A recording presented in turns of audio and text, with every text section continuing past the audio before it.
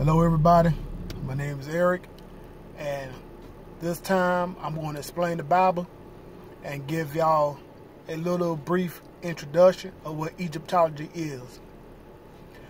In order to understand the Bible, you need to understand who the Bible is talking about. Now, you have nations in the Bible, such as Edomites, they're your Europeans. You have the Hebrews, which are your so-called African Americans. You have your Ishmaelites, they are your so-called Arabs. You also have Egypt, Libya, Ethiopia, and Canaan. Those are your Africans. You also have Tyre and Sidon. Also, they're your Africans. Now, in order to understand again who the Hebrews are, let's uncover some of the lies that we have been taught in the church about who Jesus is. One of the lies, that it doesn't matter how Jesus looked. If you go to Revelation chapter 14 and Revelation chapter 1 verse 14 and 15, it gives you a brief description of how Jesus looked. 14:15, and I'm basically paraphrasing, basically states that Jesus had hair like wool and feet fine like brass as if burned in a furnace. Now, today, the images are incorrect. The white guy that you see, his name is Caesar Borgia. Let me say that again. His name is Caesar Borgia. He is Pope Alexander VI's gay son, and his lover was Leonardo da Vinci. Now, those are one of the lies. Now, that picture is all over the world as the Christ. So now, when you go to Revelation chapter 2, verse 9, and it basically states that there are people that call themselves Jews, but are not, but are the synagogues of Satan. Jesus know them, they are rich, and I know their property, but they are not the Jews, but they are the synagogues of Satan.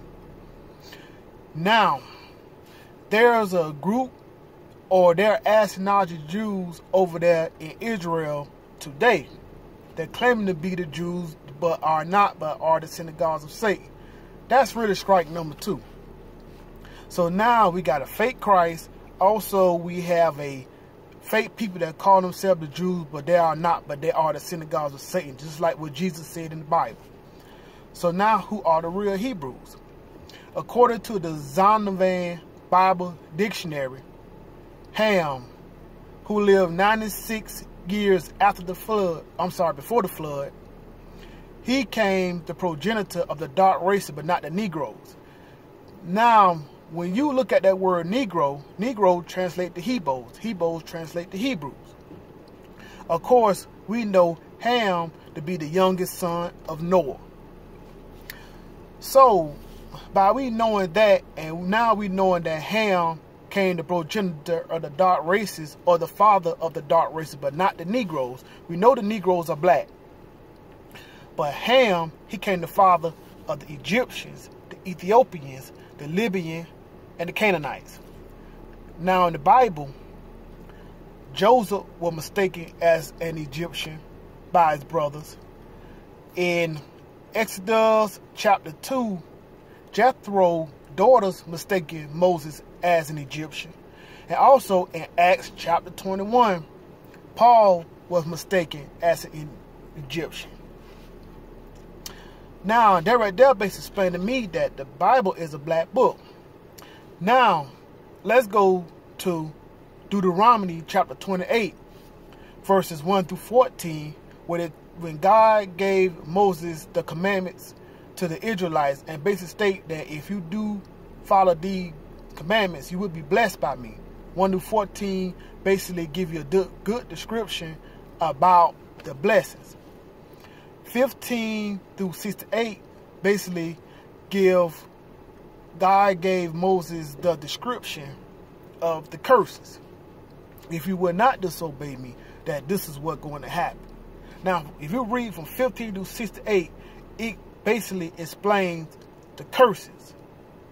And today, we are living those curses.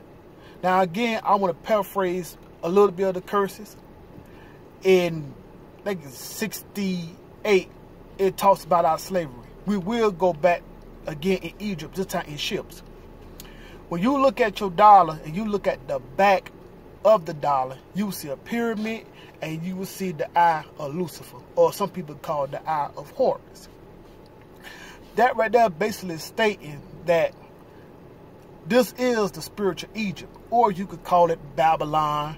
All of it came from the same place.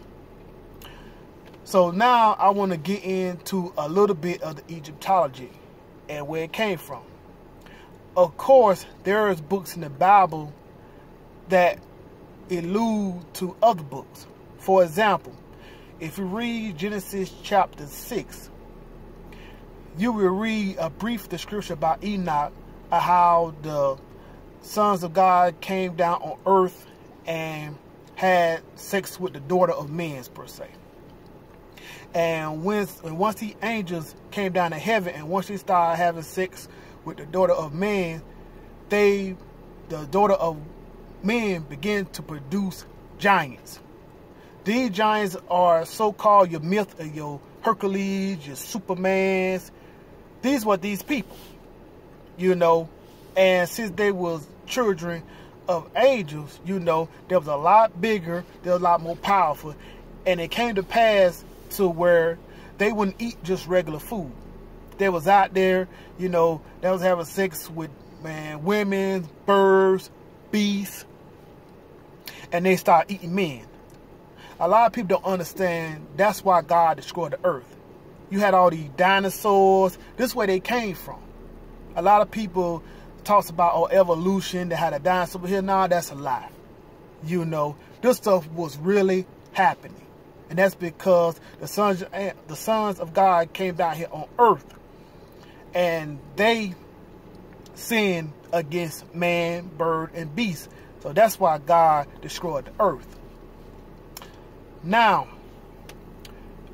when you talk about Egyptology, you have to go back to Babylon. This was after the flood. And you have to briefly talk about Nimrod. Now, we know Nimrod is, that's Cush. Cush is the father of Nimrod. So, we know that, of course, Cush came from Ham. Of course, you know, Cush is Ethiopia, per se. So now you have Nimrod, and you have the Tower of Babel. Now, one thing you got to realize is that spirits are alive even today. You have spirits all around here. And there's certain things that you can do, certain magic, certain potions, and certain types of rituals that you could do that you could conjugate these spirits. This was going on in your entertainment today. So when Nimrod, Sumerians, and Tammuz, they was known for worshiping these same fallen angels. After God destroyed them, they spirit live on. So they worship these fallen angels. Again, it was Nimrod, it was Sumerians, and it was Tammuz. Those are the three trinities.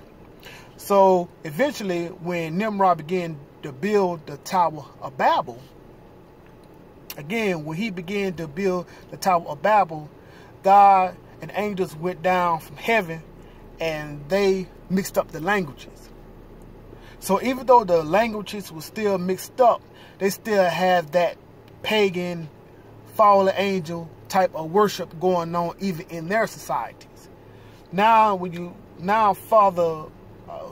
go a little further into time, Egypt became the pinnacle of that worship. That means the more evil that you're doing, again, it's pagan worship. Pagan worship is demonology. Demonology can mean Luciferian philosophy. all of this has to do with worshiping these fallen angels, which they are demons. All of this have to do with sacrificing your children, homosexuality. Man, it's so much wickedness that they have to do in order to keep up that demon frequency. So now you have Egyptology, you know, and basically that's what it is. Now you have secret societies. Let me explain how you got these secret societies. Now we all know that this demon worship really came from Babylon. You know, over the years, you know, it migrated itself to Egypt and all over the world. Of course, now we know that Egypt is where this worship really reached its highest point, or the pinnacle of this type of worship. So now you have to realize that when you look at the Bible, you have the Old Testament and the New Testament. And the Bible is missing the Apocrypha. The Apocrypha is that 500 years between Malachi, which is the Old Testament, and Matthew, the beginning of the New Testament. Now, when you read the book of Apocrypha, you will know that Alexander the Great came down into Egypt and conquered Egypt. And he burned the library of Alexandria. When he burned the library of Alexandria, they didn't burn all the books of the world. They stole the books and took them back to Europe. When they took those books back to Europe, that's how they know the whole world. You know, that's how they know the form of the whole world, who is who, what is what tribes, what groups, what demons, the worship. For example, Baal, Peor, or Molech, or Astarte. Some of the ones that named in the Bible, they knew how to worship them, and they knew how, you know, to sacrifice them, to get those demons to perform, you know, magic form or rituals form. What will happen is that, you know, once they conjugate these demons will tell them on how to run the world. You know, they will tell them, you know, if you do this, you do that, or I could do this, I could do that for you. And basically, this is what it is. You have organizations such as, you know, Freemasonry. You know, you have the Bohemian, I think it's Bohemian Society. You have the Skull and Bones. You have the Black Boule. You know, in the Black Boule, you have Sigma Pi Phi. You know, you have Eastern Stars. All of this is pagan worship. All of this is that Luciferian philosophy. At the end of the day, all of this is Egyptology. You know, a lot of these guys in the organizations, they don't know. They have Christian on top, but they have pagan worship at the bottom. Again, the pagan worship is, you know, homosexuality. The pagan worship is practicing magic spells. Pagan worship also means human sacrifice.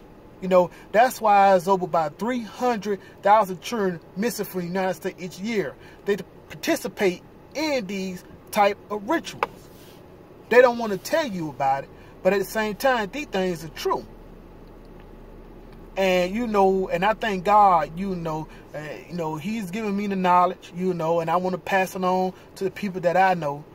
You know, I'm studying now, you know, and I thank God for Him, you know, exposing the knowledge to me, and I'm going to get it out to whoever decides they want to hear it. But again, this video was about explaining who the Bible is, and who some of the people are in the Bible, and basically Egyptology. Thank you.